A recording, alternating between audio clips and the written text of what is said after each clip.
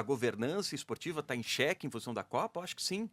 Porque o Marcondes trouxe uma palavra que é fundamental, efetividade. Não adianta a FIFA desenhar uma política de direitos humanos, como vem desenhando desde 2017, até para mudar uma imagem externa em função do escândalo do FIFAgate, e essa política não ser efetiva.